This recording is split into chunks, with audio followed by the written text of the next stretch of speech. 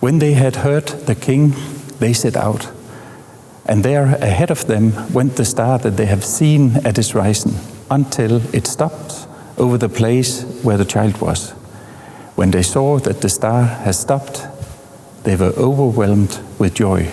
Matthew 2, 9-10.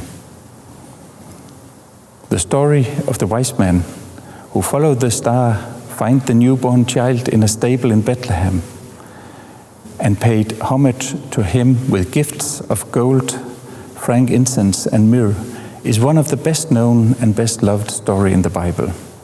Maybe we are drawn to this story because of its striking visual imagery, which we recreate every year on Christmas cards and in crib scenes, adorning our homes, our churches, and even our public spaces. From our earliest childhood, we can see the star, the three mysterious figures, the gifts, and the child lying in the manger. These images remind us of how God is revealed to us both through the ordinary and the extraordinary.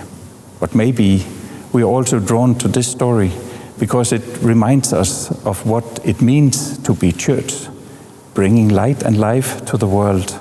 Let me explain. As Lutherans, we believe that all our worship, our work, our whole life should always be pointing to Christ, just as Luther himself points to Christ in the famous 16th century All to Peace by Lucas Harnack. The Christ-centered witness calls us to contemplate and action. We too are called to be a shining a light even in the darkest place, leading others to discover the Christ child in the manger. As the wise men found out, this journey may lead in unexpected directions to unconventional places through difficult terrains. Like them, we must sometimes choose new roads. This is our vocation, our calling, to follow where God is leading, to watch and to listen, to discern the signs of our times, and to respond to the need of those we meet, even though this may involve risk and take us far outside of our comfort zones.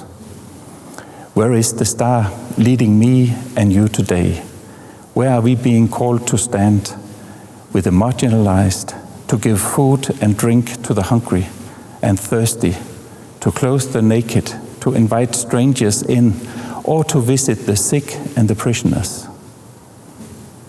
As president of the Lutheran World Federation, I have been privileged over the past year to visit many of our member churches in different parts of the world where people and communities are pointing to Christ and witnessing to the gospel in so many different ways. Recently in Hong Kong, I met with Asian church leaders who are engaged in mission, speaking out for religious freedom, standing in solidarity, bringing hope to those who suffer from war, conflicts, or oppression.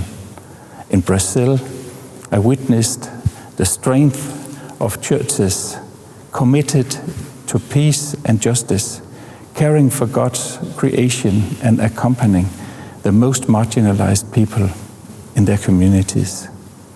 Earlier in the year, during a visit to Tanzania and Ethiopia, I experienced the vibrance of churches strong in proclamation, running schools and universities, hospitals, and many other services ranging from food security to climate, resilience, and care for children with special needs.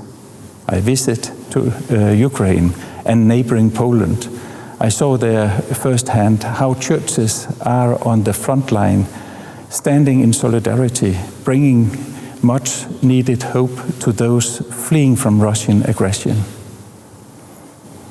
And through these different ministries, churches and congregations are reflecting the light of the star, which first shone over the stable at Bethlehem, guiding the wise men to experience the joy and wonder of the first Christmas night.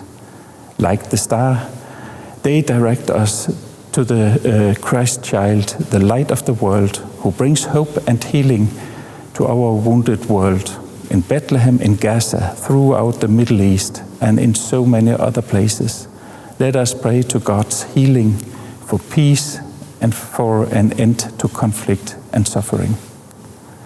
Wherever you are this Christmas season, I hope that you, like the wise men, will be overwhelmed by joy as you celebrate Christ's coming into the world. I wish you and your loved ones a very blessed Christmas.